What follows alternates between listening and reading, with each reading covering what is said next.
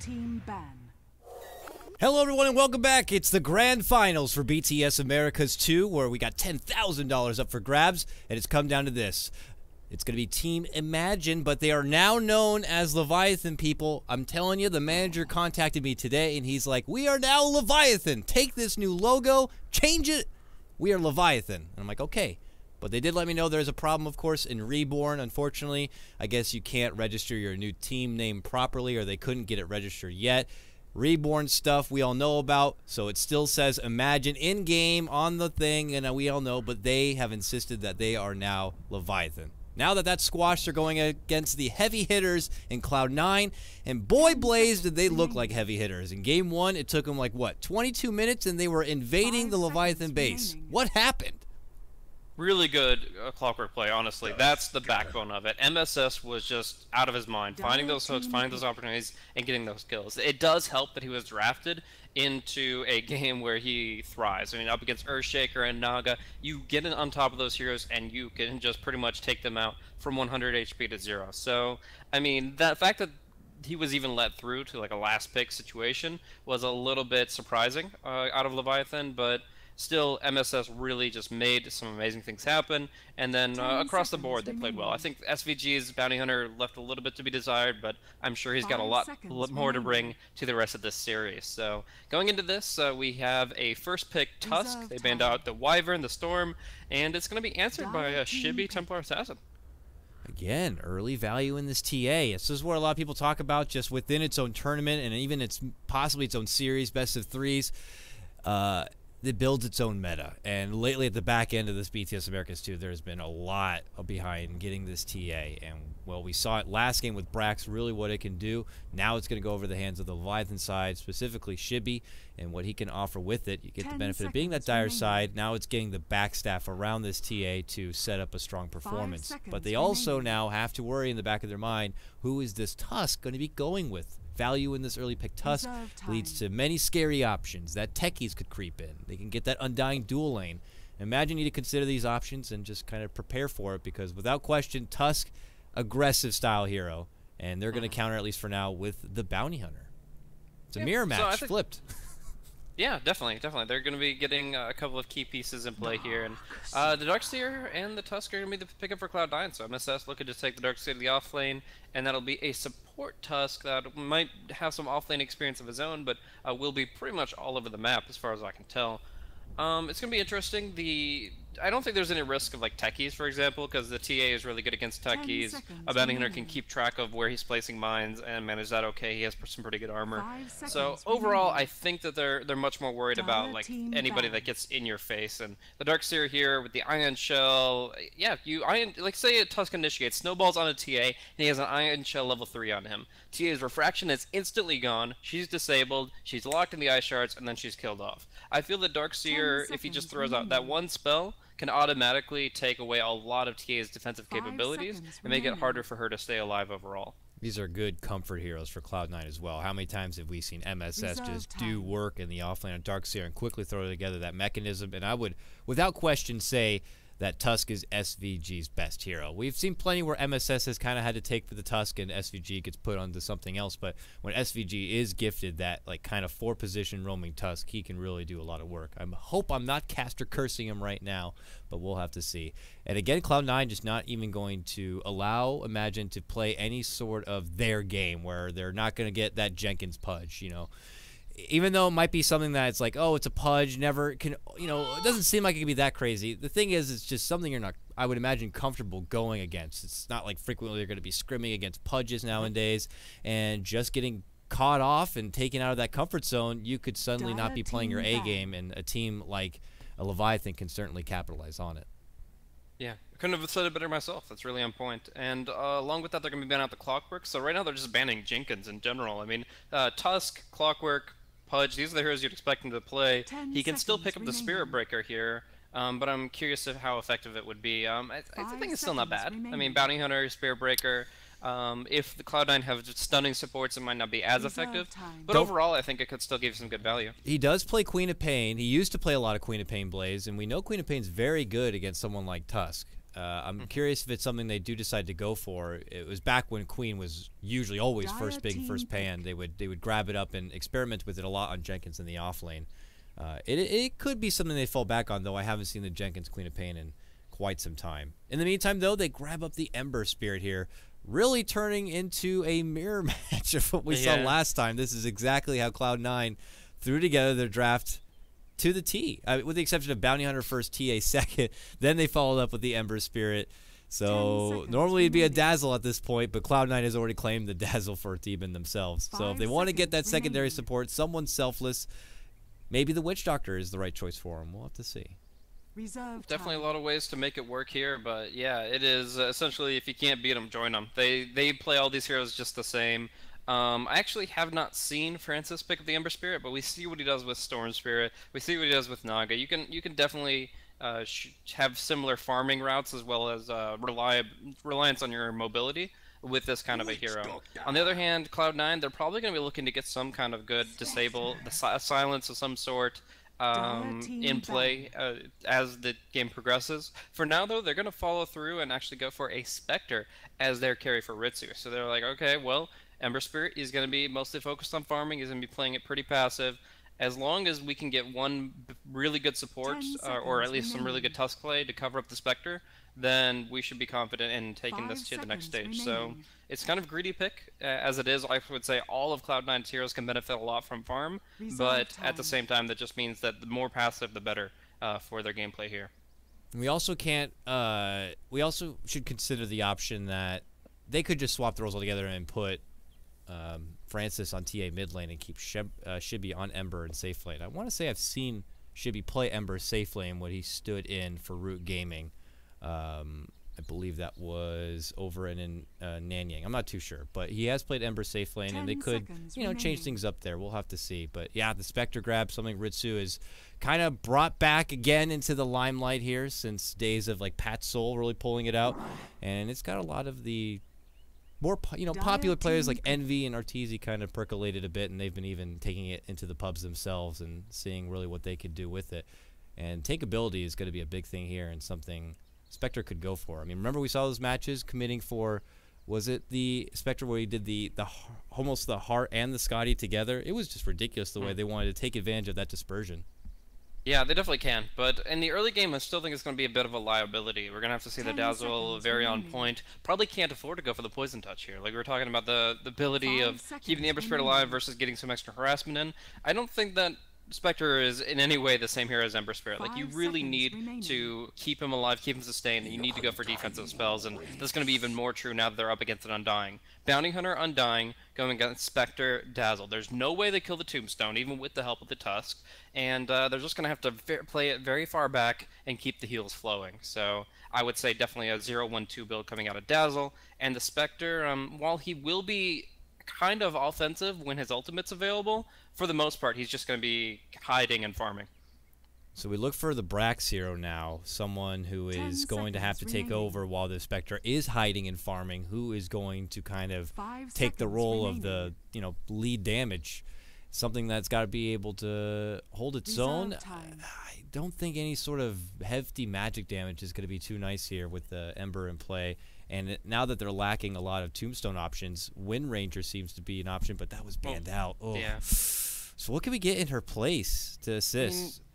There's maybe like the Queen of Pain is still pretty good here. I want to say like Zeus, because you're up against a few heroes that are kind of frustrated by that hero, and then the Spectre is really good with it. Of course. But this is something different. This is going to allow them to really hold their ground. They're going to be able to pretty much control the Radiant jungle in a way that you normally can't against the Bounty Hunter, because you've got Hawk Vision, you've got Boar Slow, the Aurora. You can really punish positioning errors. So they've got the long-term the attack speed aura, which will help against the Undying Tombstone, help for taking objectives. And in general, they have a real strong, beefy lineup. For melee, of course, is a limitation, but if you look at the Leviathan lineup, it's not really punishing that, other than perhaps the Battle Fury and Ember. And with that, we're going to go ahead and hop into the game here, folks. And this starts off match number 2 of this best of 5 grand final for BTS Americas here, with already Cloud9 up 1 match.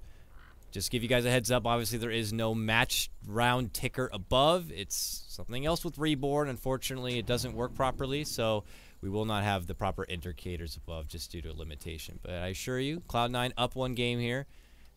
Looking to kind of push it into a 2-0 start if possible.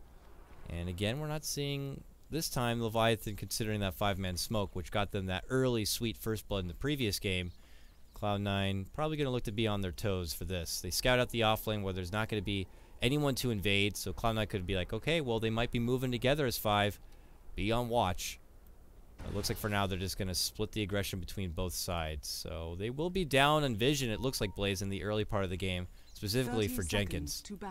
Yep, they're not going to detect the bounty hunter roaming through, so he's going to get that scout off, and he's going to get some good intel for them. But I wanted you to look at real quick at the item tab for Cloud9. This is like the second time I've ever seen this, but 4 stout shields in the opening gambit. That's really just showing that they want to be involved in the lanes, that they are okay with taking a few pot shots here and there. They're going to be blocking a lot of right clicks.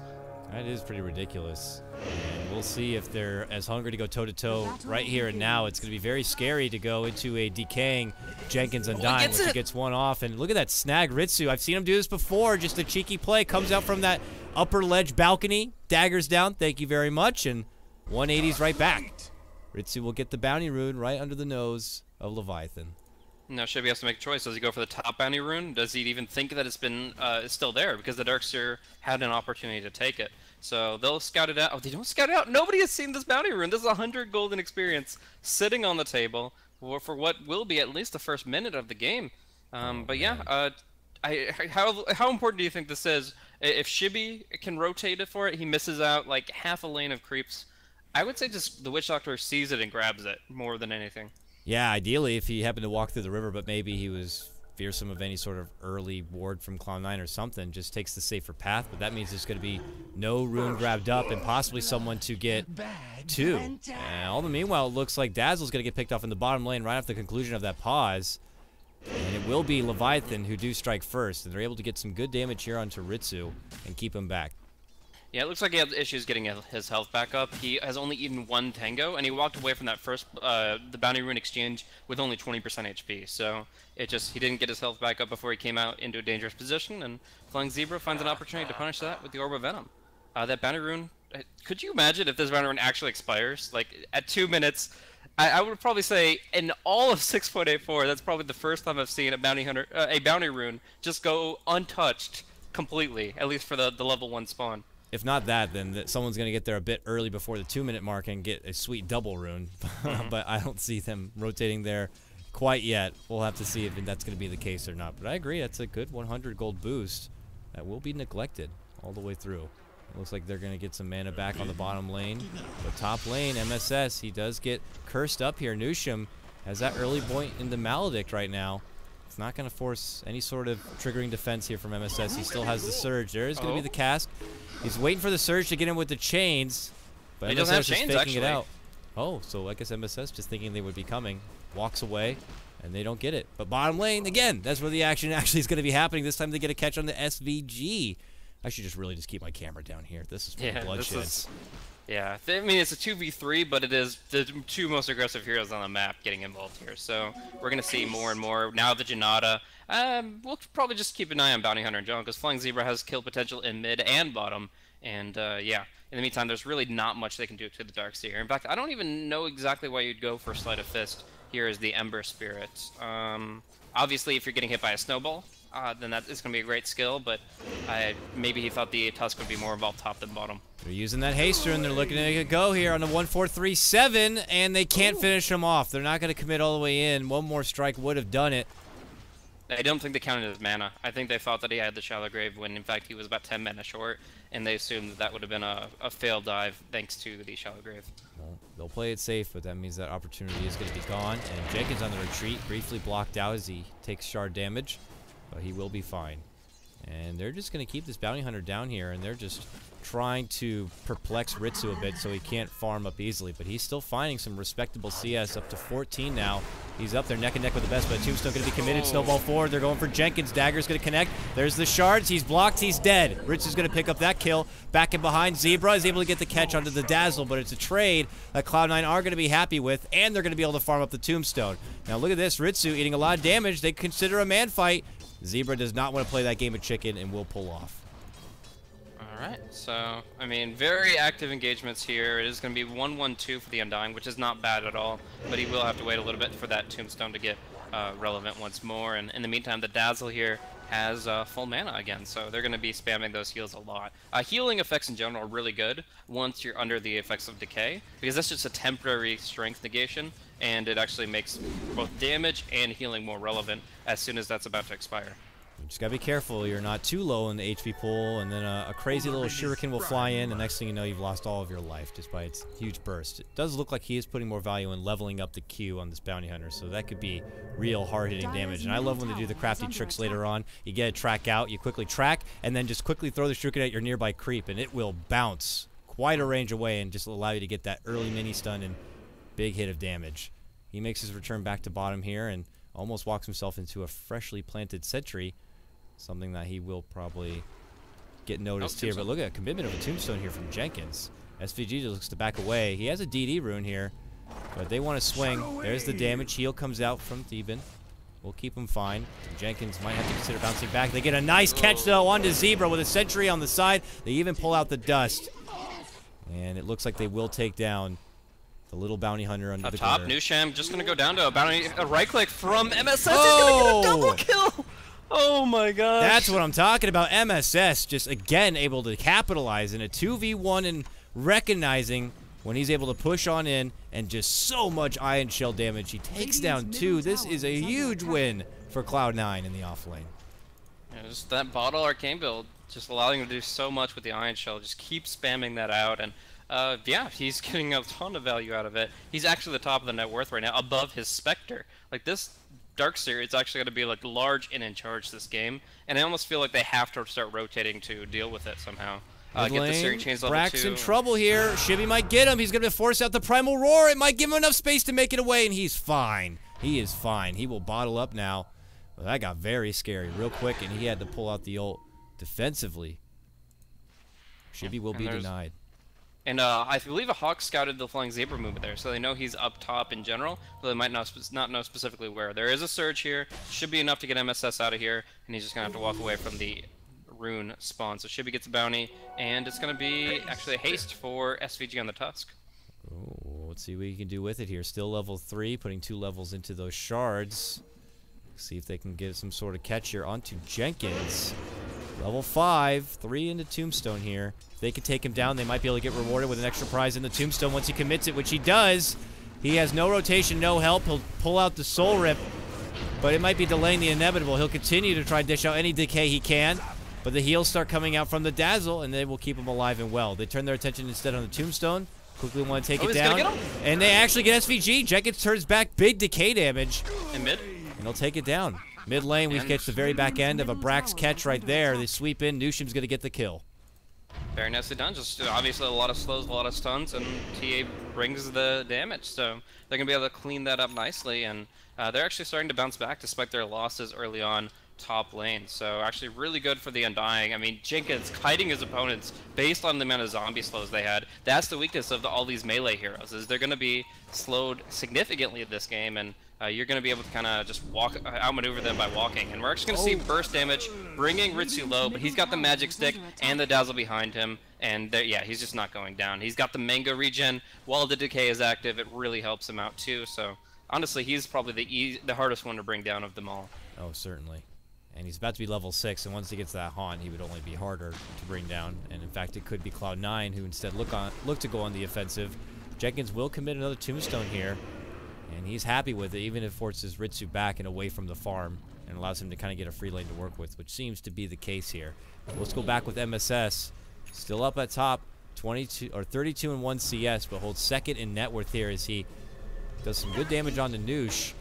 will eat a coconut, but he is on the way of building up a mech, it looks like. He already has the ring. He got early arcane boots. Just sitting pretty right now at a sweet level 8 at 8 minutes in. I think they want to go on MSS, but I'm not sure if they have it. There was only one Searing Chains. Level 1 Searing Chains is going to come out here against MSS, and they will be able to follow it up with one more hit. So this should be the kill on to the Darkseer. Tries to go for a cute vacuum play. In the end, though, they finally pick up that big kill. It's a big grab. It's been long overdue. Can they make it away with their life? Beautiful block, though. Comes out from SVG, and that's going to be the haunt coming in from Ritsu. This is disaster for Ember. It looks like he could potentially be brought down. Oh, big remnant up to the high ground to make it away. Not so lucky, though, for the Witch Doctor. Gets a chains onto Ritsu, but he is still a man weak and wounded. The urn is out. There's the shards. It's a double kill for Ritsu. And now here comes the rest of the Leviathan. Shibby looking to move in, trying to get a catch onto Brax. Jenkins with a tomb committed here. Ritsu able to dagger. Going into the matrix of Dota right now as he hides through the cliff. Now goes behind the camp looking to go back down. What the hell's happening? Wow, he just slips out. He's manipulating the game's matrix as he's able to get the hell away. Still now, again, going into a different land. Find Ice Frog. Tell us when the patch comes out. He'll look at hideout for now. He's still just like hiding up in the...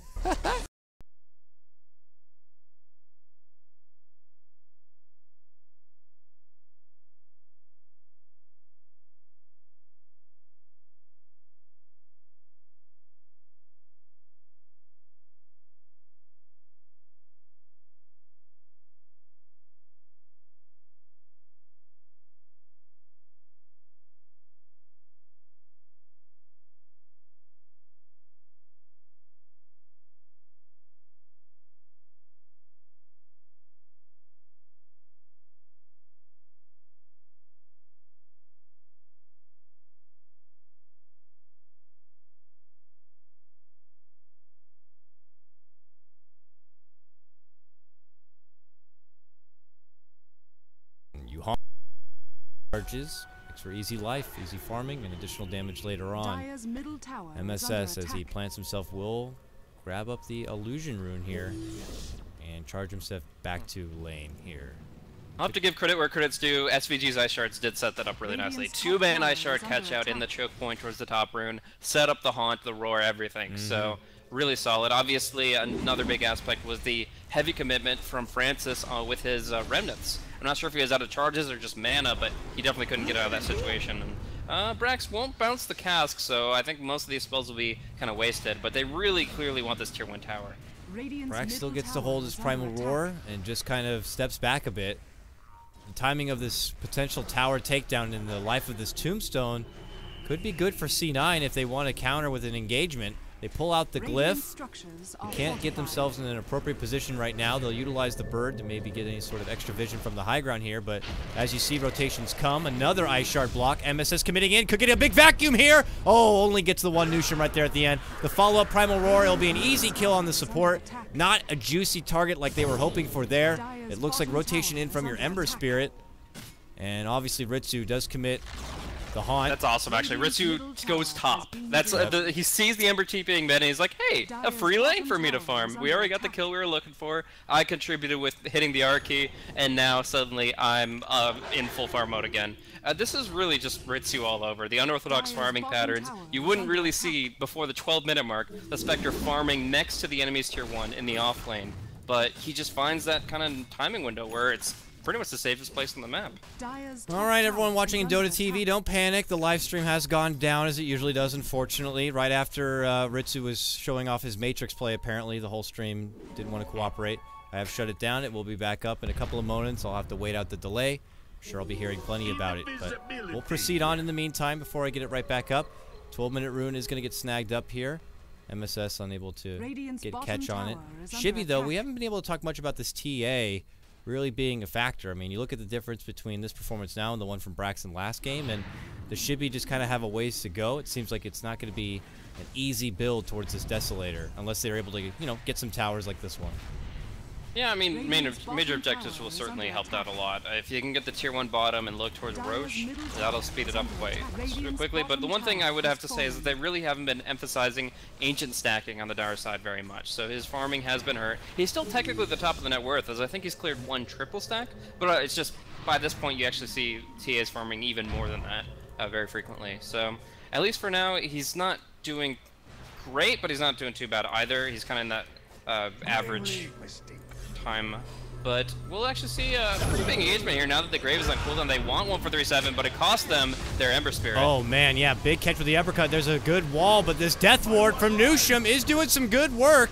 Forces them back. MSS going to eat a lot of damage, and now look at this. It's Leviathan pushing on in, and they're going to get the catch. Brax is going to get annihilated there from Shibby with his huge meld strike, and they're on pursuit here. Ritsu already working with this bottom lane farming, will not be there to help out, and Leviathan will take a big swing in this fight, the biggest one for them this game so far, taking down 3. They lose no one, and they're going to confidently stride this top lane and try to go for a tier 1. Good stuff, and this tier 1 should fall pretty quickly here. I mean, they are rotating to bring people in, but it just seems so difficult when they've already committed so much. Spectre does not want to fight this, period. So it's just going to be a dead tier 1. And that's, I gave a couple of options of how she gets the farm back. This is probably the best one that I didn't even know was possible until we saw how they outmaneuvered Cloud9 there. Shibby got like part of 2 or 3 track kills, and suddenly he's very close to that Desolator. So track gold coming online at the perfect time, and they really were able to decimate C9 because the Dazzle died so early. And, of course, like you mentioned, the Death Ward did some amazing work. All right, we're back, people. Apologies again for the downtime on the stream. Again, I don't know what the hell's happening. It just goes. Doesn't even give me a sound notification, but we should be back and well. A little bit of a scuttle did break out. Leviathan get their first promising fight, and now we're going to be up ahead 9-7, though net worth is still going to be in their favor. 5K, XP, much closer here. C9 continue to bank on this. We'll let Ritsu continue to farm up, and we'll just try to split the objectives otherwise. But look at this. Speaking of going for objectives, Leviathan head into the Roche pit here and get the party started. Ritsu is the closest nearby. He's already committed his dagger elsewhere. But a scouting weave from Thieven could give him the idea on what's going on. Even if they know, I mean, how do they get there? The big thing is the Darkseer getting the vacuum wall, preferably on a cliff, and to try to get to that position from just straight up the mid lane within about 10 seconds time is nearly impossible without just running into 5 people directly. So, yeah, we're going to see the Roshan go down, team fight and track momentum going in favor of Team Leviathan, and they're starting to get tower control. Really, the only thing they have to worry about now is the scalability factor. Is Ritsu's late game stronger than theirs? And it really comes down to how much they punish him these next few minutes. And this is the best time to punish him while he's going for that sprint of the Radiance here, already holding about 2,400 gold. This is where you're going to expect Ritsu to play, you know, very sheep-like. Hiding in the wings, building up farm, only committing in with a big haunt fight if they feel it's, you know, crucial for them and they'll be able to get out on top. Otherwise, they might just have to accept this pressure coming in. Almost feels a bit like what we saw in the last game, Blaze. They recognized that Leviathan had the Naga and wanted to take this pretty late and get that late game potential. But Cloud9 just kind of pulled up early and ahead and did not want to let up the pressure, did not want to allow the Naga to find anywhere safe to farm.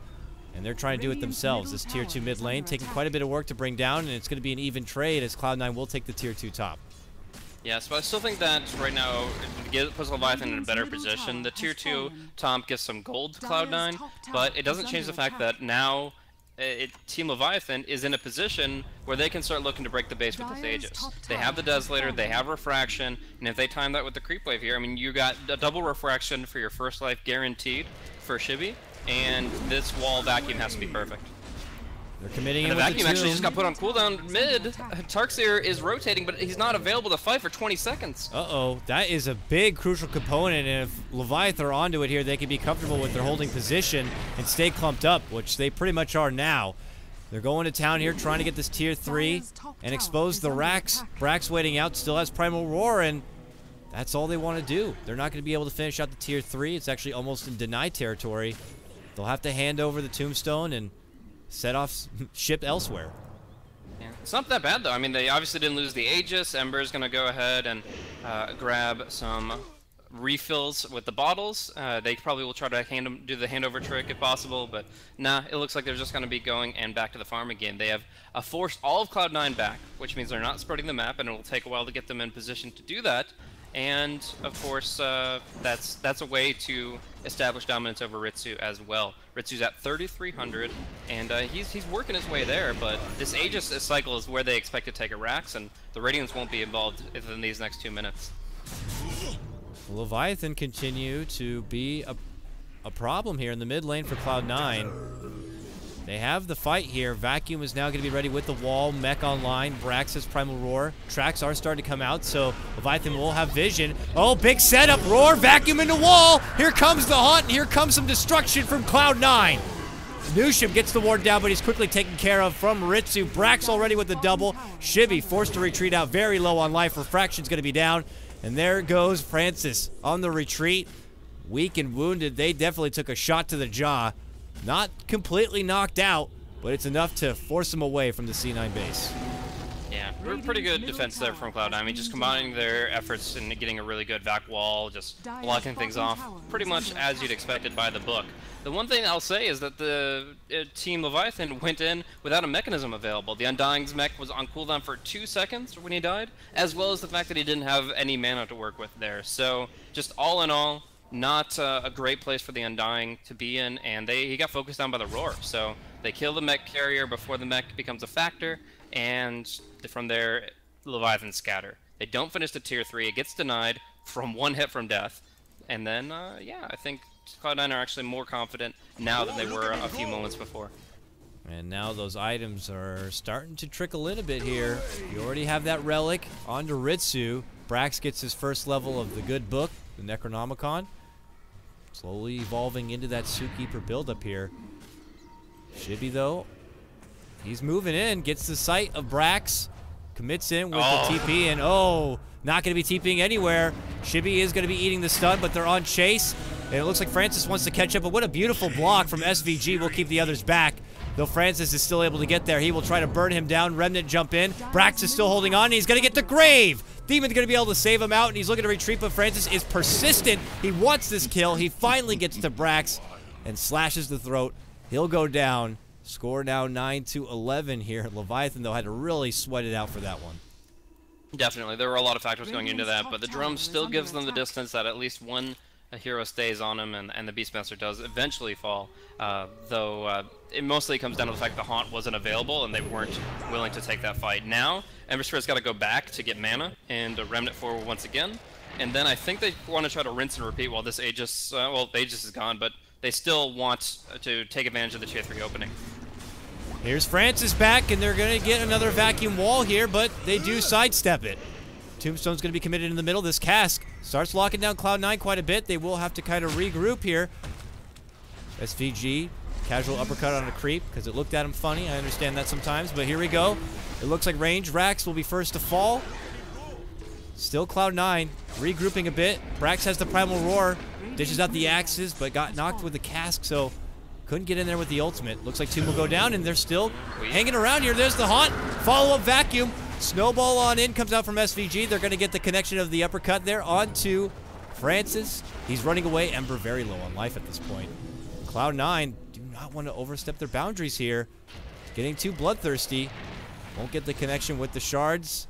And Leviathan know where they are. They're chasing him, tracked up. Still persistent, though. The bird scouting out. They snowball in with Brax in hand now. Still holding that Primal Roar. SVG's in trouble. They're going to have to dish out the roll to help him out. Jek is very low on life. Ritsu goes in. He's able to get the cleanup. Brax kept alive with a shallow drive, and they're going in. The Tombstone, though, stands tall, but it doesn't matter. It looks like they're going to be able to clean house here. Francis doubles back. He gets a huge couple of kills. Ritsu running away here, but he's tracked up. Can this Spectre once again go into the Matrix and make it away? But what a catch of the chains here coming out from Francis. Ritsu, though, able to still make his way into the Oblivion, but no, is stuck there in the corner. They'll be able to scout him out and take him down. Leviathan have just team-wiped Cloud9. Absolutely clutch. And it just comes down to what we were seeing in the last game, and the end of the last game in particular, where, yeah, the hero gets the Radiance, but every minute after that point is just forced to fight, and those fights don't involve farming, don't involve progressing to the next item, which is all the more important for the Spectre to stay alive, stay durable, and start manning up.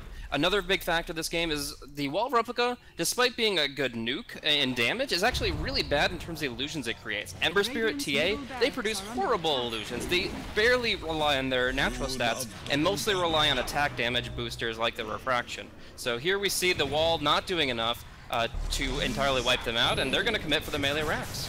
They're going to have to try another team fight here. MSS has everything ready to go. He's hiding way south. to try to just get a good sneak attack in. He sees it now. He'll go in. The vacuum's on the 3. It's a good wall. Zebra eats a lot of damage, but there's going to be the quick mech as they try to shrug it off. Sleight of Fist are coming out. Ritsu's going to commit the haunt here. They're going to get the quick kill, taking out Francis. Nusham able to TP away, but they go out. They're looking for Jenkins. Zebra goes up north. They ping for him. He goes for a TP. He's going to get scouted. He's going to get killed. Won't be able to make it away. Jenkins will be fortunate enough to make it out. Same with Nusham. Leviathan do lose 3 here. Did they overstay their welcome there, Blaze? And just it's for the melee racks, right? Their game plan is to end this game, and the racks are a critical part of that. So they do end up feeding away a lot of gold. The fight recap lists it at about a 4,500 gold swing, which is pretty huge, along with this tier 1. But in the end, they still have to make sacrifices to make the racks fall and to put continuous pressure out against Cloud9. It's hard. The longer the game goes on, the better the play that is, but right now it hurts them because obviously the gold is what Cloud9 are looking for. They're almost getting a 2-tower special, but as they go for the tier 2, looks like Leviathan will be coming back, so they will pull off and head back to their side of the river. But Leviathan put themselves in a pretty good position with one lane now in control. They can kind of work with the timing of this. Roche probably next up on the docket here, I'd imagine, for Leviathan. The trap is already going to be there from Shibi. Sigil was there at the back end, could have scouted that. So you know C9 are going to be keeping tabs as well, and they can certainly do it here, Blaze. They have a Sigil, they have a Hawk. They'll know when Leviathan want to make that kind of move into the pit, but do they have... I think they got the kill top. They have the Necro 3, the Roar, and the Blink Walrus Punch. It just comes about actually closing the distance beyond just the Blink Dagger. Just commits the Sleight of Fist. Are they waiting for Haunt? That's pretty patient. Oh, he gets the creep. Oh, he misclicks with the uppercut, but hey, they might have enough lockdown. They will.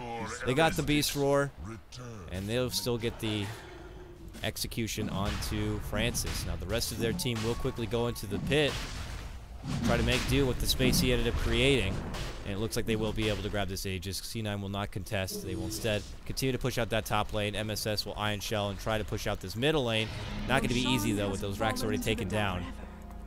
But with this now, and once Francis gets back, Blaze, should Leviathan just continue to try to make their presence inside the C9 base? I would say so. I mean, there's really not much else you can get out of just farming at this point in time. You have to push out your lanes to secure that you can actually keep pushing, but at this point, they have the items they need. The Aegis, the BKB, the Dezo for the TA. It won't be great against the Solar Crest that 1437 just got to pick up, but you'll have to make do, and maybe wait till he Solar Crests you and then pop the BKB. Other than that, like, yeah, they have what they need to break it, and it just comes down to execution. If they can do it quickly enough, because right now for Leviathan they need a swift strike, right? Because the Radiance is going to be clearing out waves over and over again, and Ritsu's going to be spreading the map and farming, and he's actually rapidly approaching level 16. So things are bottling up against Leviathan here, and this is going to become pretty much a pressurized zone where the racks die within the next 5 minutes, or things get very dicey for Leviathan. Yeah, especially once the Spectre begins to tank up. It looks like we'll step off for your Yasha into a Manta build-up, but once then the Heart comes into play, it becomes very tough to break through the Spectre build-up, and your supports on the side of Leviathan can get very sketched out. Now look at this, Jenkins moves in, Tombstone committed here, trying to get the extra slow onto Brax. They already committed Shuruk, and they get changed, they got it! Woo! Francis shows up just in the nick of time, gets the catch onto Brax, and the Beastmaster will go down. Now the question is, do they worry about bottom? Jenkins rotates there for now. He's going to at least force them back, but could they go with, since there's no Beastmaster, could they still keep pressuring? It seems that Nusham thinks so, but he can't do it alone. And actually SVG almost trying to punish that, but he'll snowball back. Oof. Went in there hoping to get a quick uppercut, but bottom tower is under attack. Now he gets caught with the chains instead. Just looking to get rid of this pressure at top lane.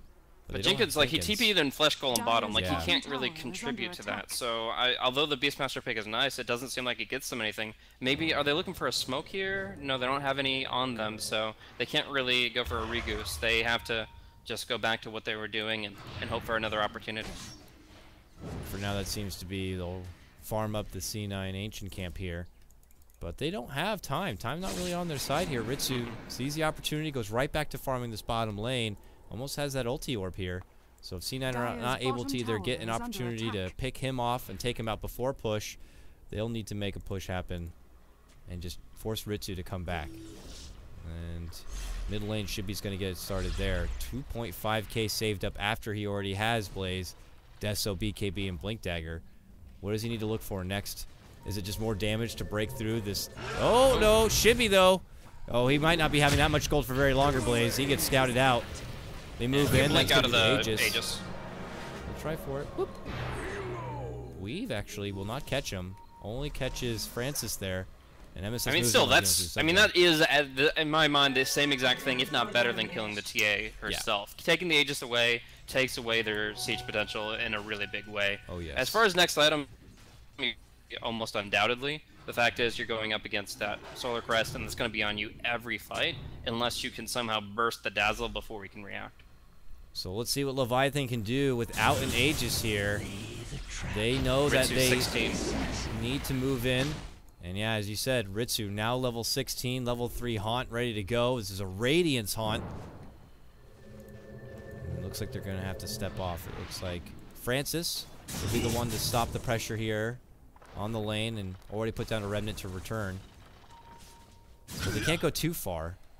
But pings are out. They're pinging out. They're going to use the Hawk to scout the Remnant left behind.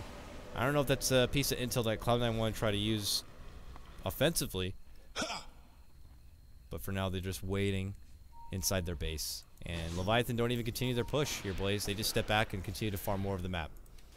You really can't without the Aegis, which is unfortunate for them. It's going to be... I think now their goal has to shift to finding a huge pickoff. Like, the Beastmaster was really nice, but maybe if they have the lanes pushed out while they pick up the Beastmaster, that's at least a tier 3.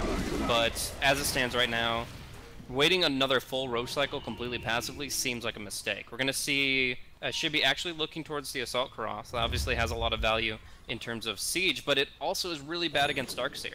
Well, I mentioned before, Darkseer's illusions for the Ember and the Templar Assassin aren't great because of their natural base stats.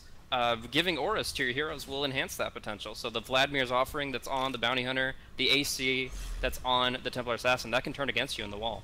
C9 move out with a smoke here, leading off with the bird. They get a quick sight of Francis and eliminate him just as fast. Shibby's going to get muscled back from the Haunt, but they turn instead for Zebra. Ritsu jumps in for that, and he gets the kill.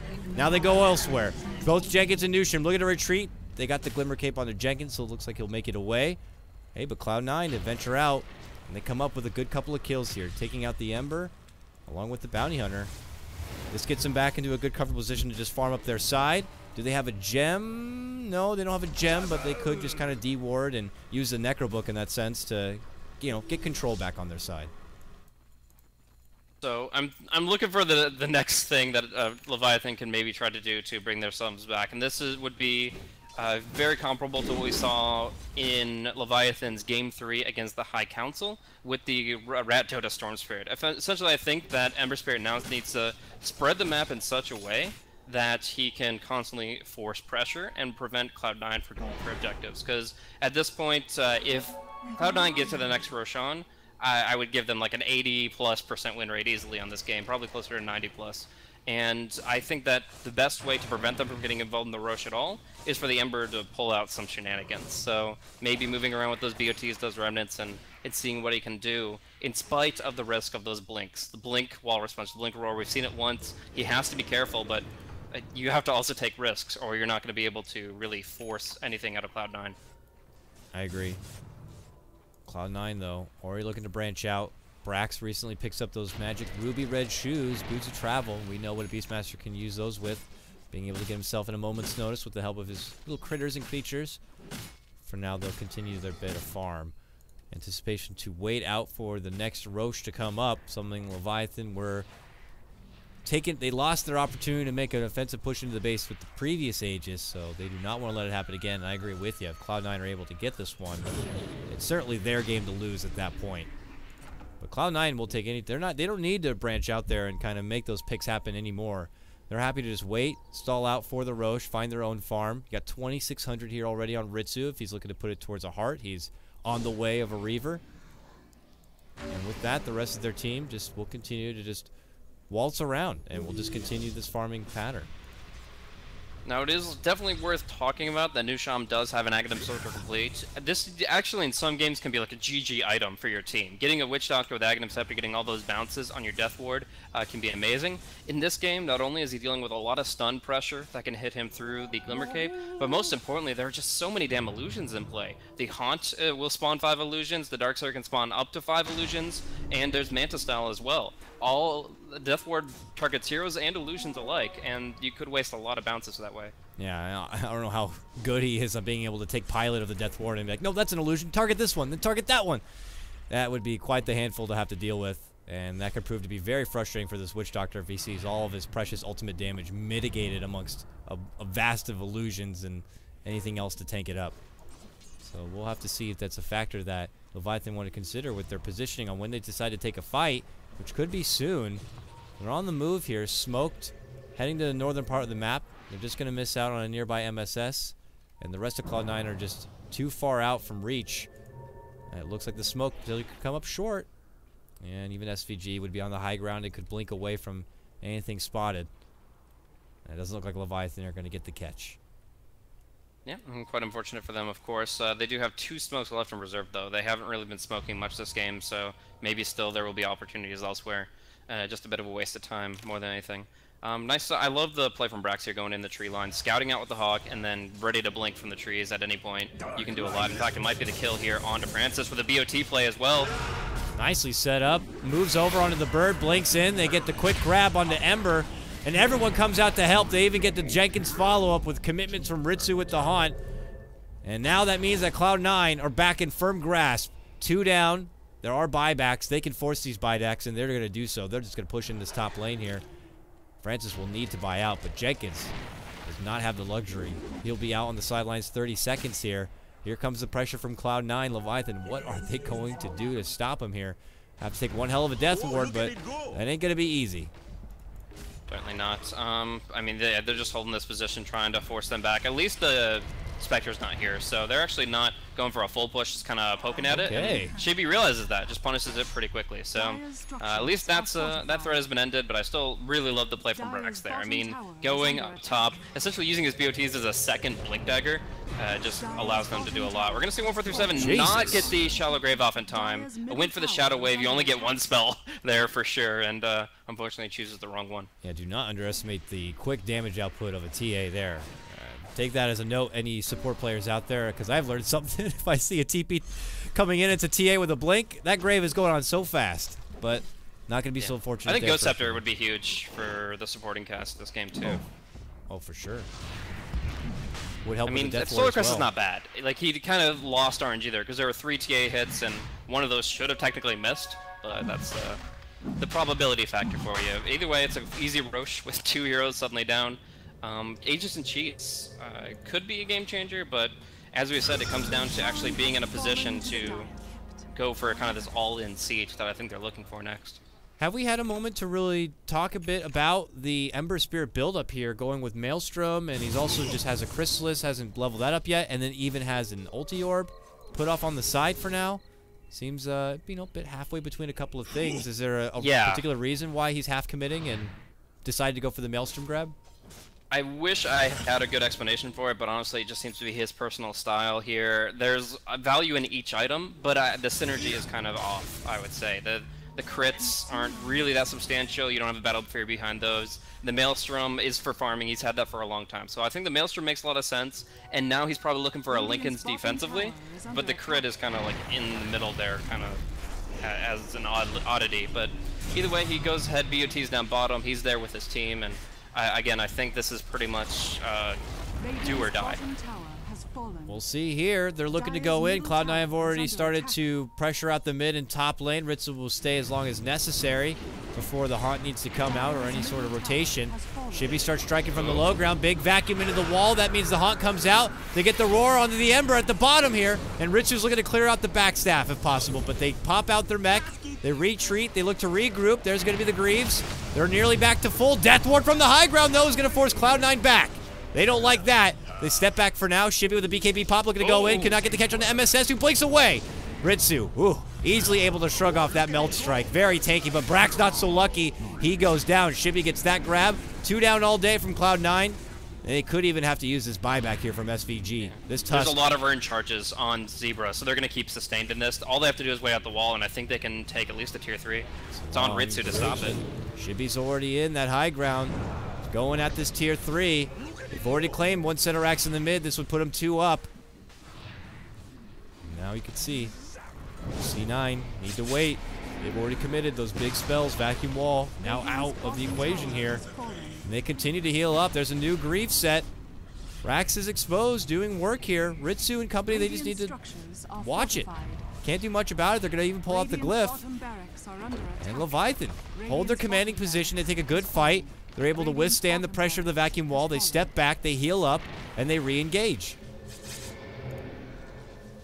Yeah, I mean, right there, Brax dying at the foot of the racks, given the bounty hunter some tracks, it just didn't really facilitate their defense like that. They made a good retreat when the death ward came out, but the problem is the TA with that refraction blink could just get right up in their grill once again. You can't retreat from this team very easily, and even chasing them out that far would probably be considered an error. So obviously with the wall, the vacuum wall, you want to follow through. You don't just want to use that cooldown and then just leave it on the floor and wait for it to expire.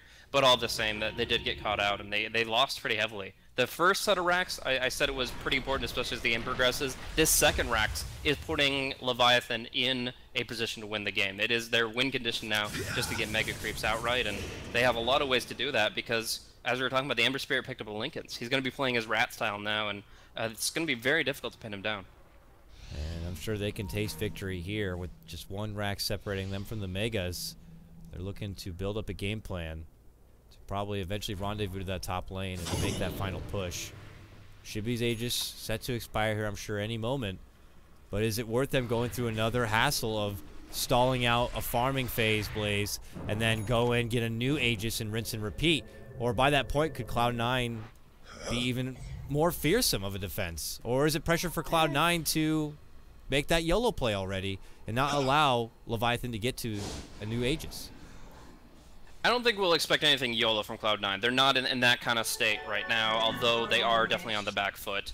Maybe some more plays like what we saw on the tree line with the Tusk, the Beastmaster, but there's no reason for like the Spectre to go YOLO. That's not what the hero does. So she's looking to keep farming, and they're looking to kind of follow through with her.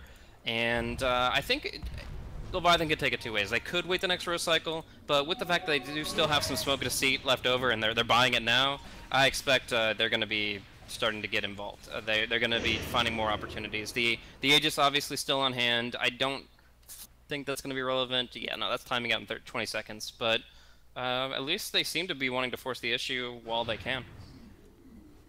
So here comes Leviathan down this top lane, with the exception of Francis, who's waiting out for now with those boots of travel.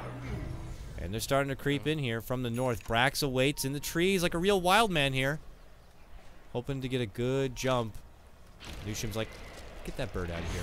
Watch the eastern flank. That's where the key opening happens. Without question. Then Brax gets one here onto the Witch Doctor. Nice axe catch, and he's just going to get the little solo pick. Commits out their Primal Roar and their Necro Book. And already Leviathan don't like that. They just pull back. They want to have everyone on hand. Look at this. Ritsu on chase here with the Haunt. Commits down. For Shivy, it looks like first. And they start going. Mano Imano here. BKB up, Flying Zebra looks to interject, and Ritsu decides he has to pull back it off. But look at this. Chaos breaks out back and behind. Is they're going to be able to get the finish onto Jenkins? Shibby is going to be let go here, and Cloud9 only get the ankles of 2 of the players as they leave the Cloud9 base. Yeah, I mean, that was a really good opportunity executed by Brax. I think they saw the Darkseer in that general area, but they did not expect the Beastmaster coming out from that flank, and that was just a really good isolation play with Hawk Vision, of course. Beyond that, they used the ulti just to kind of bait even further. They're like, just throw in as many worms on a line as possible, trying to hook anything else they can.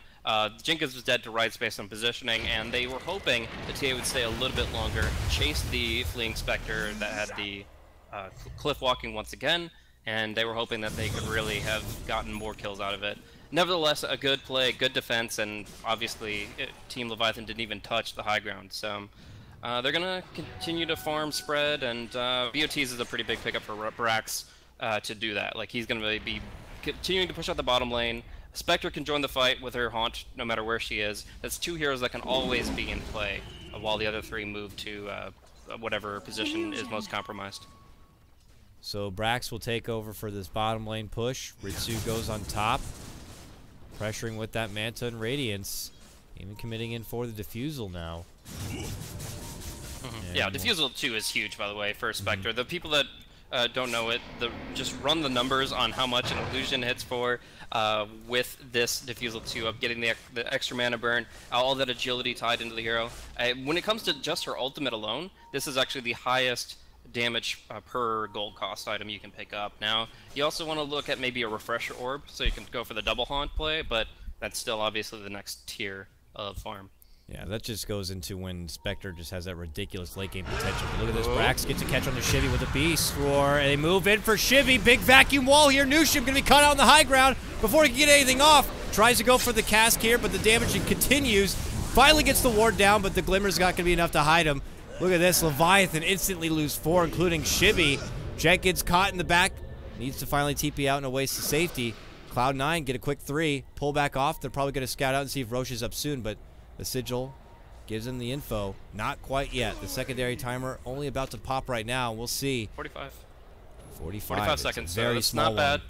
but I don't know if they can fully take advantage of it while the Team Leviathan are down. The TA down for 50 seconds now, and it depends really how much they scout this pit. If they hard scout this pit and stick to it and see it right when it spawns, they will be able to kill it before Team Leviathan can do it. But I don't think that's going to happen. I think it'll be scouted a little bit too late, and right now they just want to focus on the structural damage.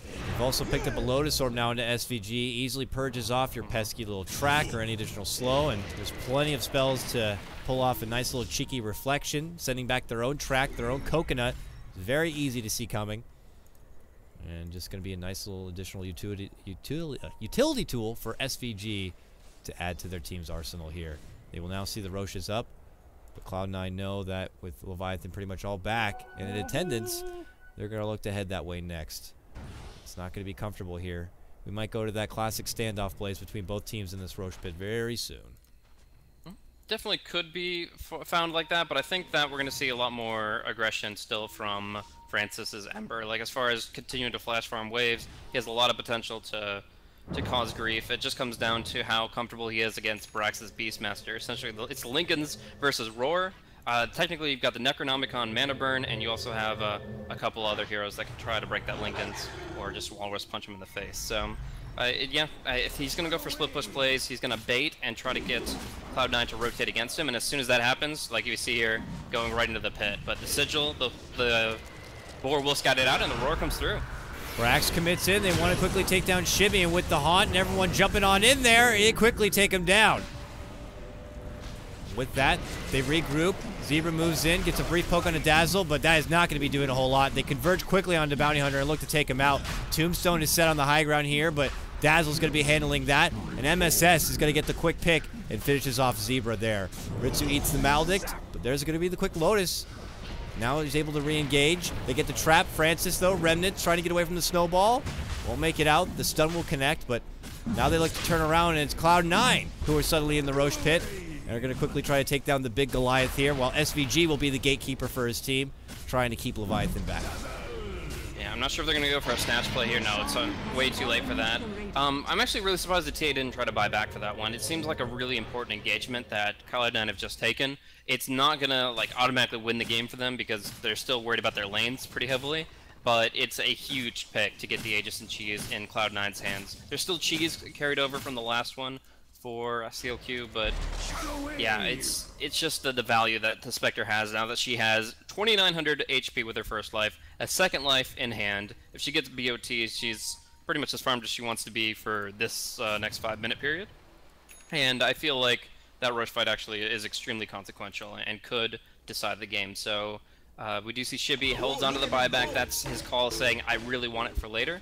But at the same time, that also means that he will not be able to really get involved in the Roche fight, as that was a great opening from the Beastmaster, taking him out of the fight twice now from the onset. If that wasn't already the tipping point, like that for sure is the moment that C9 have taken over this game.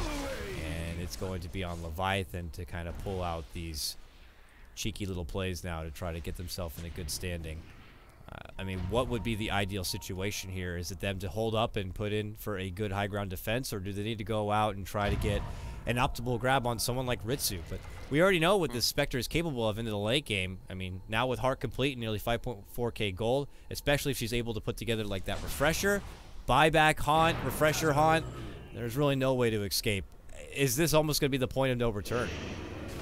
Well, we've seen some amazing things from Chilonquois, from Francis before, so we'll see if he can use that Mjolnir and make some amazing things happen here on the side lanes. Ritsu's ready to haunt though, and Brax is not looking to fall back. This means that they are going to be facing some brute force pressure very shortly, and I don't know if they have the high ground defense, but we're going to test that theory. Trifecta of traps being thrown out from Shibby right on that high staircase point. And Cloud9 just kind of inched their way slowly while purging off these tracks. Don't get the D-ward. Trying to keep themselves in the dark. Seeing those split push plays coming out from Francis here. Ember at the top lane. Looking to head towards that last set of racks. Cloud9, do they engage? Waiting for that moment to put the pedal to the metal. Get themselves in and look for siege. Ritsu will take care of Ember bottom lane, or top lane rather. Cloud9 still hold out.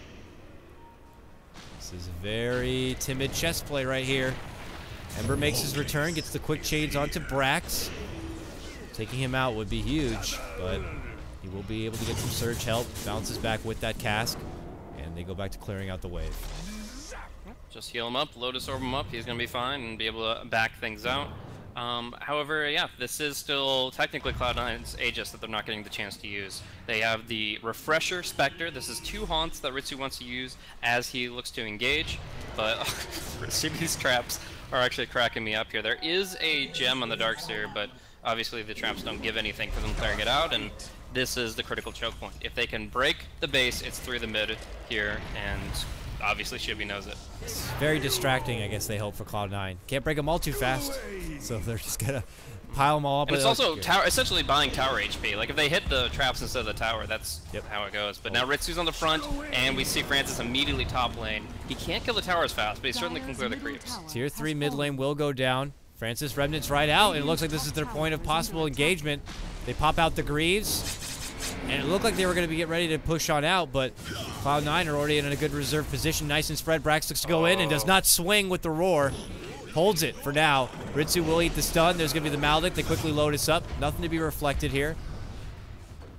And that means they'll be able to clean out the first rack. Still leaves up the melee. C9 pulling back here. They got to get something done. Their top and bottom lane are getting pressured a bit, especially the bottom. Well inside the base and starting to inch towards their tier 4s. Looks like Cloud9 are not going to be able to utilize the Aegis and really take in the Leviathan base. They are able to do some work taking out the tier 3 and 1 racks, but probably not as much damage as they were hoping for. And look at this, Francis is already back inside the base, and he's gone. That's a glyph. That's huge. And just the fact that the Ember's able to force that without dying is immense. It's a 5-minute cooldown on fortification now, and that could be the difference maker, really, in these kind of tense situations that could lead to a base race. The TA is good at base racing, the Ember's not, but I think that the Leviathan are at least considering their options of how all-in they can really get. Right now, Cloud9's base didn't take too much damage, just lost a bunch of Moonwells, but you see like all these range creeps piling up, a few siege creeps. Some real damage very shortly, if not for Cloud9's retreat. So they do have to kind of fall back, and they do get the Courier back safely too. The Golden Roshan was actually... or sorry, the Golden Doomling. It was scouted out by Team Leviathan via track, and I think they were considering trying to one-shot that thing to take Spectre's Refresher out. But either way, stalemate happens, some buildings die, but otherwise no blood is shed. It would not be the first time if something were to happen where Leviathan win via creeps. Catch us off guard, catch the teams off guard. Cloud9, though, don't want to fall suspect to that. They step back and they'll be able to clear out all of these waves. And Leviathan can feel comfortable moving back out and farming on their side. We'll be waiting a bit again, though, if they want to make a move for that next Aegis here. What is turning into quite the long-winded game, but that's not the case. Look at this. Leviathan smoke up, and they feel like this is possibly their chance. Maybe looking to utilize that window when the glyph is down. They want to go all the way to the top road here and probably head in. So now we see the Ember build making a lot more sense. Finishing the Daedalus and Battle Fury, that's a synergy we're all familiar with, and could even consider a Divine Rapier over the Chief's item slot, and that would probably be his kind of best in slot, unless his supporting cast Plaza Lincoln's instead of him. But all in all, I think this is, yeah, definitely the best long-term build. It was just interesting how he kind of got there. But he has committed his buyback for it, so maybe we'll have to wait for him to farm it up. But all the meanwhile, Cloud9, look at this. They just draw a beeline down this mid lane right now. And they're going right for the base. What's the intention here? They're going in, and they probably anticipate it, you know, Leviathan are moving in from the north and want to force him back sooner than later. I think there's an interesting thing that Ritsu can do in this situation. With the backdoor protection now broken, he can go to the top or the bottom and of the enemy base and actually be able to haunt back for the fight that would occur on the defense. So they can kind of swap what we saw before, where Ritsu was defending and everybody else was going offense, and do it the other way around, where they're all rotating to stop Leviathan's push, and then Ritsu could go forward. The problem with that, of course, is the isolated carry is in a much more precarious position, and Leviathan are not as visible as they should be on the map. So you need really good hawk scouting to make that kind of a play. In this case, they just all go back. It's just them all pushing out one lane, and 1437 doesn't get caught by the DD Ember, though. That does, he did risk just getting crit there. I think that was, yeah, 25% chance of one-shotting the Dazzle pretty much. Sees MSS and just pulls back, doesn't want to risk anything here, while Leviathan are still in a more commanding position, at least as far as base destruction goes. C9 are still up just barely by net worth and XP, but at this point in time, those kind of numbers could be almost thrown out the window, as it might just come down to the execution here. Leviathan with the trip down to the bottom side, maybe hoping to catch C9 where they least suspect them. And they only lead it with a sleight of fist for now. No commitment onto the chains, and the rest of their team will pull back. And Brax will just continue to push out this top lane a bit. Leviathan being a bit crafty here, coming in from all fronts, but not really going back for that top lane push just quite yet, Blaze. Just seems like they're overall stalling out, keeping all lanes pressured so they could eventually get this Aegis. What number would it be? I don't know, 4? 5? It would be the 5th one. The 5th one. Magic number 5. So, I mean, right now they're getting good control of the map. Like, there are no wards allowed to be put out by the Radiants. They're putting pressure on the lanes, like we mentioned multiple times. That's what Francis does. He pretty much has pioneered a strategy around these spirits, just jumping around and creating space. But 2 minutes on the Roche clock, that's going to be a really deciding factor. And the Glyph, I think, will be actually making it back off cooldown without too much trouble, fortunately for Cloud9. We're starting to see some players here get to that near critical mass point, though. I look at Shibby, and he's getting pretty damn decked out. His BKB still holds 7 seconds, but is he good where he is, or does he need to consider making a swap out here for something a bit more effective as he trades up with Brax, gets caught with the roar. Haunt comes in from Ritsu. He gets the Glimmer save, pops his own BKB, and they converge right back for Brax. While they're doing that, they get a big catch onto Ritsu with a Maldic and a huge Death Ward, and they quickly take them both out. Both have buyback, otherwise we'll be out for nearly a minute and a half here. So this is Leviathan's chance. They will quickly push out this top lane. C9's response, try to get this mid lane out as quick as possible, and they have SVG working with the bottom. Just good vision, traps predicting where they're going to be moving in the tree line, and them getting caught out. The Dazzle actually almost goes down to Shibby, but gets the Grave TP home. It's just they were able to read that approach. I was curious if they're ever going to smoke to bait out the Ember Spirit. Instead, they actually just go ahead and let the TA farm, and when she's in jeopardy, they're there to bail her out. So it's not even a smoke factor, it's just a good prediction factor. They were able to have the foresight to set the trap, and they will force the Beastmaster buyback at the very least. Roshan is respawning in 30 seconds. Spectre will be down for that, and I do not think she will be willing to tap into the buyback just for Roshan. So that should go for free to Leviathan. If it was the worst case scenario, then maybe she could have bought back, refreshed for a new haunt, but not even going to be necessary at this point. Shibby's picked up a Moon Shard. I don't know if that was very recent or not, but yeah, it looks like was able to absorb the Moon Shard. Now has serious right-click speed to go with the destructive damage. It allows her to easily clean out these waves and keep the pressure up. We'll check on our Roche here. It's already back up, Blaze. Leviathan should be moving in very soon to grab it. C9 probably got the idea. Looks like birds are on the way. Sigil's the first one flying on out. Bird is soon behind, and C9 have already smoked and are already heading that direction. So they're going to make sure that that's not going to be given away for free. The Spectre's back up with their refreshers. I think if there was a movement immediately from Leviathan, they definitely had a window of opportunity to just take that automatically. But even 5 to 10 seconds of hesitation, and you miss that. So they'll go ahead, they'll use up the smoke, and we're back to kind of stalemate where neither team is comfortable going by themselves. They're going to smoke up, they're going to go 5-man, because that's really the only way you can take this kind of position without risk, or heavy risk. Doing a long draw all the way through the lane down to the bottom woods. But if they don't make some sort of stop-off to scout out this Roche... This is bad. They get the tombstone down, but they can't get in the pit. Unless they remnant over, Haunt will come out, and Ritsu's going to stop him from getting anywhere and take as much damage as possible. There's commitments in for the Roche. The Death Ward will go down as he pops a BKB. The uppercut, though, will catch him. Now a wall committed. Shibby passes right through it. Snowball moving on out. They're going to commit in for Jenkins. Meanwhile, on the backside, you see Brax dishing out the big Primal Roar. And Ember trying to fight from the cliff above. Can't right-click any sort of damage out there. Shibby's going to go down as they just converge onto him. And the follow-up will be then quickly Newsham.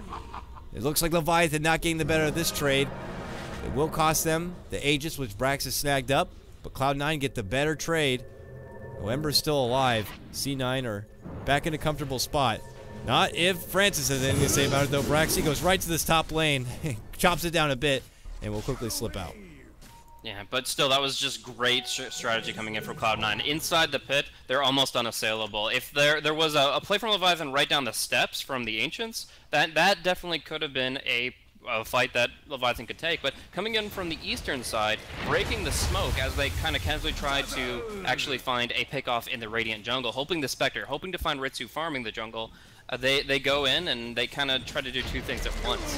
What ends up happening then is they're the ones that have less intel when they're on the high ground. The Hawk sees the Undying, knows about the other 4 heroes right next to him, and then the wall is perfect. That wall of replica cutting them off from any real entry to the pit. Yeah, 2 heroes are able to jump in, I think. Yeah, there's a blink on the TA, there's the Ember with the Remnants, but they can't go in by themselves, not against this lineup. So what ends up happening is all of them have to go together, and they're essentially fighting against a 300 at that point, going through the choke point. Plus TA can't really TP to get in there. Ritsu popping out that Haunt and that Radiance burn seemed to have to kind of try to get around the pit the old-fashioned way and just kind of force Leviathan to a very awkward position. They had a game plan set in motion, and then it also comes down, and what you look for a lot of big professional teams is how can you quickly re-strategize on the fly when you go in and you realize, oh, they're actually doing the Roche. How can they make light of that situation with the position they're put in to get the most out of it? And it looks like maybe they were a bit shaky about what they could do to get done. Ember kind of going right into the pit. Everyone else trying to follow suit around the river, but it's a bad choke point fight for them, and they just tried to make the best of it, it looked like. And unfortunately, it was much for the better of Cloud9. And they push these lanes back out. Ember, working with this top lane here, has 4,500 gold saved up. And I can't help but feel like, Blaze, that he might need to consider the big bad rapier soon. Yeah, absolutely. I think that's what he would be looking for with this Demon Edge no matter what. I mean, MKB is nice, but the Rapier is the item that would win you the game. So in this position, I think that is what he needs to kind of gambit for. In the meantime, the BKB has come out on the Witch Doctor. He's not afraid of the Primal Roar because that's always going out on a core hero. So he's just essentially immune to the Sheepstick, immune to the vacuum stuns and stuff like that. We're actually going to see a really nice smoke move here from Cloud9, though, and they might be able to find a pickoff as Brax jumps in. They're coming right from behind here. They're all scouted. When are they going to commit for it? Immediate Lotus Orb. They're going to get the roar into Jenkins. Everyone else spreads and runs as the Haunt comes out. Ritsu not looking to commit yet, but they are going to move in here for Flying Zebra, and it looks like they will easily take him down. 2 from Leviathan already out of the equation. Out for a minute. No buyback on them. Cloud9's turn to finally get some big demolishing damage inside the Leviathan home. They're going to start with this bottom lane. Good quick smoke movement. They just catch him right from behind, Blaze. Yeah, these last 2 fights have been game-winning for Cloud9. They are going to walk right up to the base, 3v5. They are in a great position to take it here. They are going to refresh for the next Haunt just in case, and yeah, Ritsu will use that actually to get back to the front line because Chibi tried to trade a little bit there. So Chibi pushes it, then TP's home. Meanwhile, the Spectre is the one who has the ability to jump to the front line whenever he needs, and it's going to be now. Oh, with the Walrus Punch, yeah. Here comes the hunt from Ritsu after the committed walrus punch.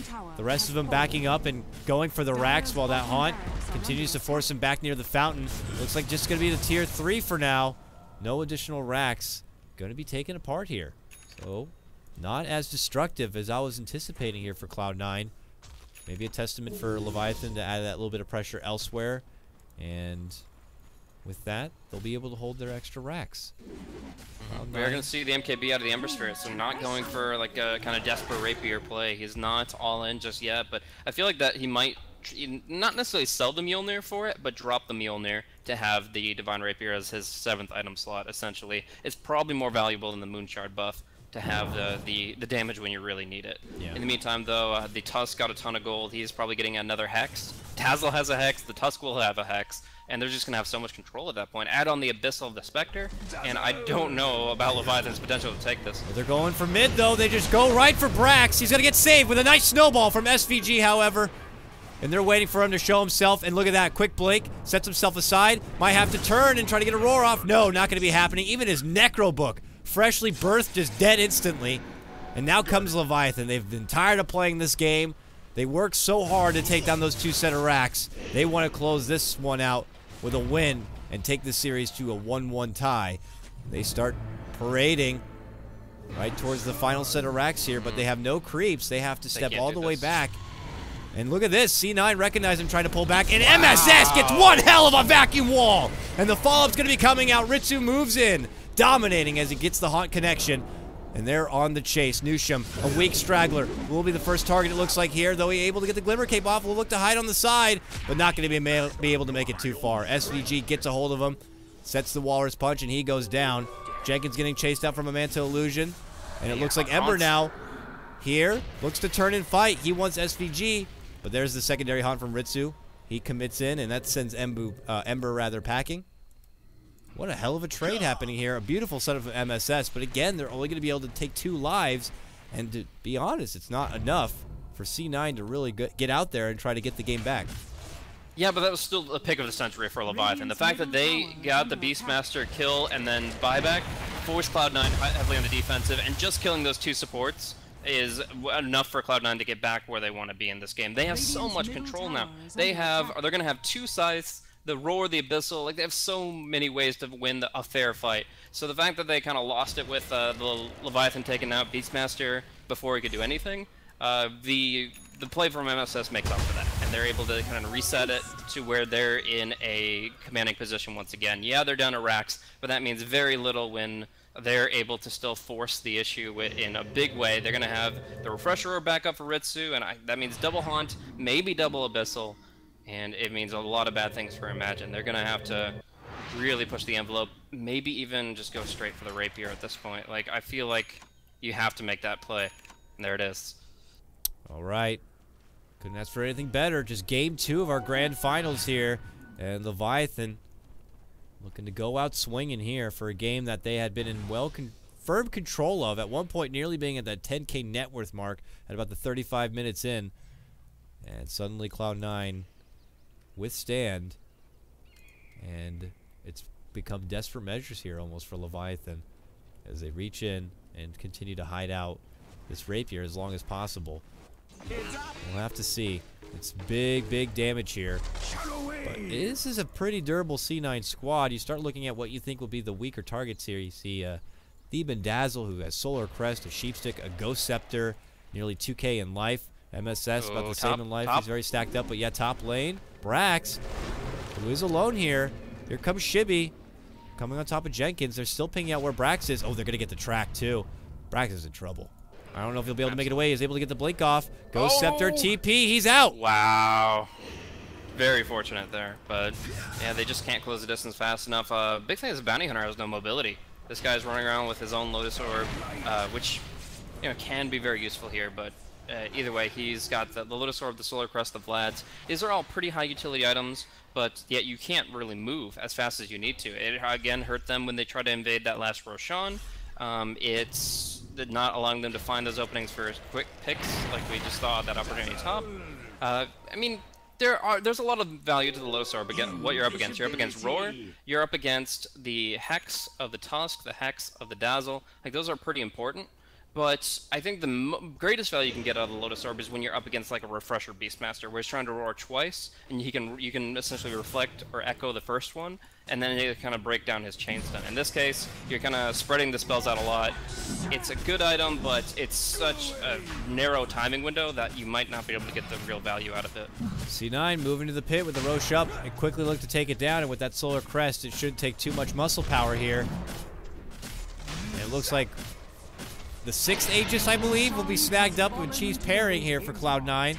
They'll take it back to their base, and I do recommend they look to end this game out sooner than later as we get to that 67-minute mark, Blaze. Things could start getting crazy. 80 minutes in, this Darkseer will start blowing up, and I don't know if the players are going to be able to handle it. It happened conveniently last year, or not last year, but last BTS America season. That grand final is also where we saw an 80-minute, 90-minute game stretch, and the game started imploding. I don't know if we'll be revisited with the same fortunate luck, but here comes Leviathan regardless to the bottom lane. We'll have to see. Do we know if that happens in Reborn in Source 2? Because that's might have been an optimization factor. The big thing that triggers it is actually particles, and Ion Shell from Darkseer is probably one of the biggest particles you can get and the most frequently triggered. So yeah, I would have to say in any game, if it's going to happen in Reborn, it's going to happen in this game. We'll see. Leviathan have yet to really get some bloodshed with this rapier. He almost will just have the farm soon for a second rapier, Blaze. I mean, is that even a thought too? Yeah, I mean, as far as the evasion goes, you're only worried about the Solar Crest, right? There's no butterflies on anybody, so I would say that you don't need this MKB as much as Francis seemed to think when he picked it up. So we'll see here. Cloud9 back at mid lane. Possible head-on here as Demon shows himself. Oh, ow, ow! Oh, man, Demon's like, what the hell was that? That guy's got a rapier. He has to pull back. There's so many hexes, though. Like, there's a bunch of blink hexes. This is very scary. I almost want to see it happen, where Flying Zebra puts the Lotus Orb onto Francis, and then, like, 4 hexes come at him simultaneously, and everybody just turns into a pig. Like, that would just be a clowny way to close out this one. I would love it. Could happen here, and it could be double reflected. I mean, SVG's got his own Lotus Orb. We could be in for some real inception. Well, that's not technically possible, but that would be really cool. Yeah, he could hop in there after. He gets at least 1 counter hex with the Lotus purging it off. And then what happens all of a sudden is the Witch Doctor casts himself and their whole team, and the game begins its implosion process. Here comes that'll down this. That's when the volcano erupts. Exactly. The Poltergeist comes out. As we get 70 minutes now. Very sweaty game. Here comes Cloud9. Being assertive here, bottom lane. Ritsu waits in the dark. Throw out a dagger here. Getting closer to his refresher. Looks like they're hiding out the courier in this bottom corner. For Ritsu specifically, if necessary. While the rest of Cloud9 are looking to go in and close out this other racks in the mid. Ritsu has a lot of ways to get back to this fight. The mid means absolutely nothing, but they're going to glyph it, so I guess they hold some value to it, no matter the case. Ritsu, I don't know. He's prowling like a lion here onto Shibi. Okay. Hi, how you doing? I'm doing fine. See you later. Both have abyssals, could go very quickly one way or another, but they just don't risk it at all. Radiant's middle tower is under attack. Alright, looks like they'll pull off here, and Leviathan will be able to kind of withstand the C9 pressure mid, but here they come again at this top lane. This is really getting to that ridiculous point when you only have so many scrims that can simulate a game like this. 70 minutes in, people getting decked out past critical mass, 7 slotted, refreshers coming in on the side, and you gotta formulate the best game plan on the fly as possible to get Ritsu in here, have the most optimal damage, and be able to kind of close this one out. We'll see early Jenkins getting glimmered up. This tier 3 though is siege down. Ember comes in, will help clear things out a bit, and C9 will have to avoid these very hard-hitting sleight of fists. Looks like they'll just step off. Yeah, I tell you what though, these hyper late game scenarios really separate the more inexperienced players from the veterans. That's one thing that a lot of pros talk about, is essentially you always are going to have a chance to practice how the lane goes. You see a lot of pub stars doing so much work in the lane and the early team fights, but what shows how long and how well you play Dota is based on the duration of the game. When things get tough, when there's base race scenarios at 60+ minutes, being able to keep your cool and to make the right call, and those small windows, that really makes a difference between like the best pro and just a really high tier player. And yep, we're gonna see that second Divine Rapier. Not sure if he's gonna bank it or replace the MKB. I'd say just replace the MKB, but if you also have buyback, having a second Rapier with that buyback, we've heard of Medusa stashing Rapiers, and it's theoretically a good play. Yeah, could catch C9 off guard if they think they get the one Rapier down. They're like, all right, who wants to pick it up? And suddenly buyback Ember new Rapier finishes them off from the previous battle. It could be pretty drastic. Here's Cloud9 though, still out the front door here of the Leviathan. They're gonna lead in with the bird. Give me info, bird. Gonna send them up to the high ground here. They get just only that brief little glimpse as we check out their vision on the Jenkins. While this is happening, Ritsu continues to, relieve the pressure at the bottom. Shibi also nearby with his own boots of travel. Just kind of counters whatever Ritsu is relieving. He continues to build the pressure back in its spot. And we're just seeing almost a mirror match up to this point on what team wants to strike first.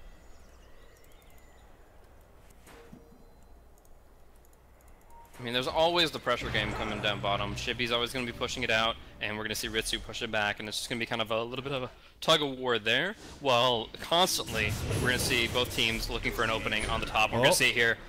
They commit in, a bit of lag, but SVG is going to get the Walrus Punch. Lotus reflected right back onto Brax. He's going to eat his own Primal Roar, and Shibi begins to unload onto him. And look at that Death Ward. C9 got to get the hell out from this base. Ritsu not going to be so fortunate. Will get saved up from the grave. Makes it to the lower ground. Shibi on chase, though, gets a quick kill on the Theban. And now Ritsu, frantic, looking to make it away to the base. And, oh, there's not going to be a lead-in. Chains, they don't have the vision. He's going to be able to make it out safely. C9 quickly disperse. They only do lose one, but it could have been a lot worse for them if caught a bit deeper inside. Leviathan hold. And those Lotus Orbs, man, they just caused complete chaos. Yeah, absolutely. It was just hard to even tell what was going on necessarily, but that Lotus Orb timing was just perfect from Flying Zebra. This item is only as good as you use it to be, and Flying Zebra, he reflected a Hex and a Roar, all both at the same time. That was just really good movement there, or a good reaction for him. So that definitely made it much more powerful when the Death Ward ended up coming through, and now they're going to try to force it with this next one. They've got their BKB and Death Ward up for the Witch Doctor. They've got the buyback BOT double Rapier play here from the Ember Spirit, and I think this is the best chance for them to actually break and force the Mega Creeps. Which, by the way, doesn't necessarily note GG, but it is going to be a huge step in the right direction for Leviathan. Yeah, it's just the way the game's already going. If a team like Leviathan were forced to face Mega Creeps and you have an Ember Spirit with a Rapier, I'm sure they'll have some sense to take care of it. Plus, you got Shibi with Side Blades. Both teams really have good ways to kind of handle these waves. Ion Shells from one side. Ritsu's able to help with the Radiance and clearing out. Game's certainly not over once the Megas come out. It could come down to crazy, crazy race.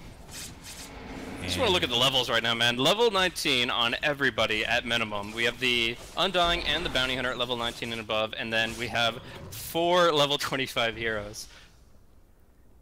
This is it, the test of time here. You only get so many of these in your Dota play.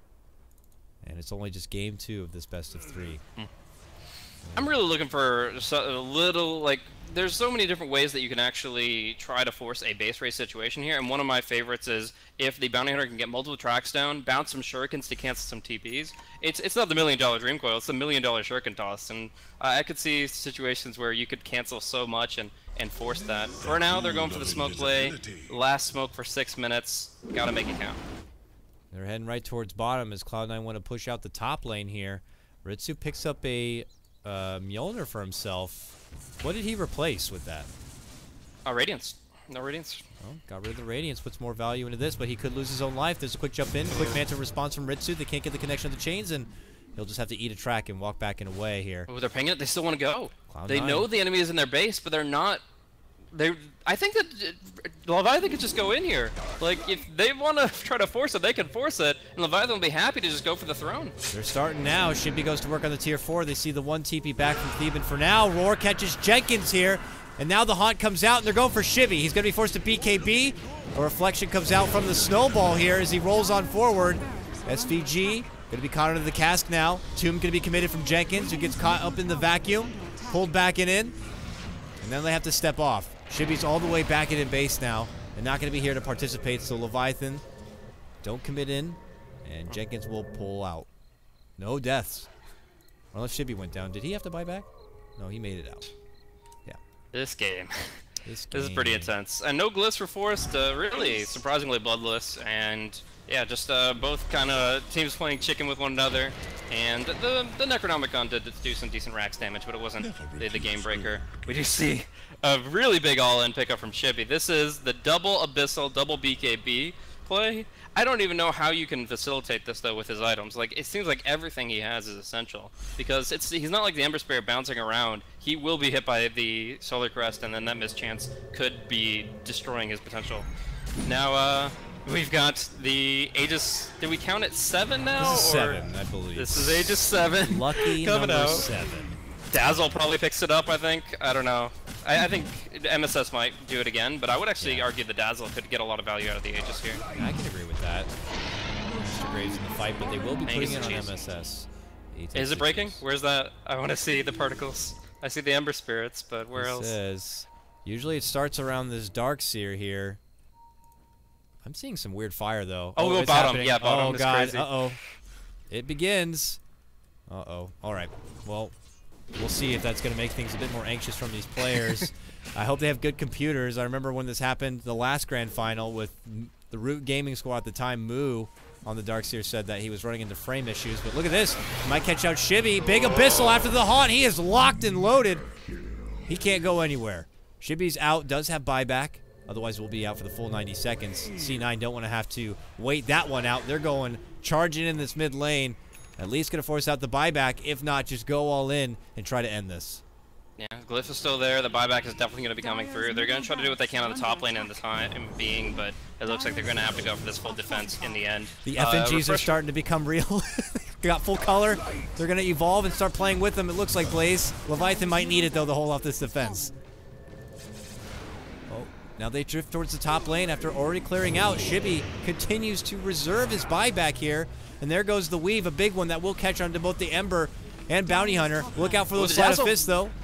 Ooh, Dazzle's in a bad position. all by himself. He should die here. Yeah. Easy kill for him. Caught way out of position. Makes a killing spree for the Ember. Cloud9 pull off with just their grab of that mid lane Rax. So they get the TA buyback, and they get the range Rax up top. Still getting a really good long-term advantage, but they need the Dazzle back, and they might have to actually purchase that, right? Shibby, oh, look at this. This Abyssal meld play out of nowhere. He's looking to just combo up on somebody. Boom! It's going to be on Brax. Yep, there's going to be the hit, the meld, the Abyssal, but the Ghost Scepter will come out from Brax, and he will look to run, but he goes right towards Ember. Nice side step right here, looking to break the ankles here of Mr. Francis. Can he get to the low ground? No, can't make it away. Flames will catch up, and boom, he'll get smacked with a track right there at the end and will go down. Good catch onto Brax. Crouching Tiger, Hidden Temple. This is TA. She's defending those secrets hardcore.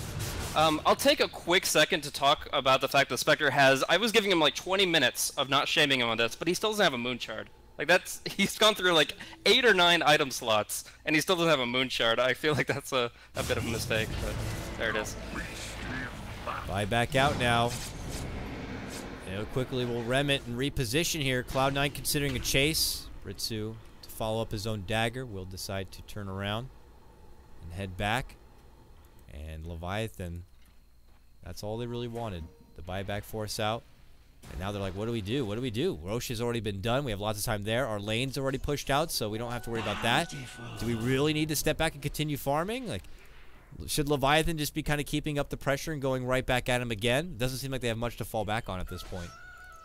Yeah, I mean, there's not really anything clear to be farming for at this point, other than just more items, more rapiers, whatever, but it's still like, you're not in a strategic position to take it. You're going to look for another opportunity, maybe with a meld. One thing to mention is how risky that TA's play was, because there is a gem on the Tusk. If he was the one to walk by, maybe she's the one to get picked off instead. It could be very, very risky, but Shibby made a great initiation, and the Beastmaster's BOTs were on cooldown for 10 seconds, so...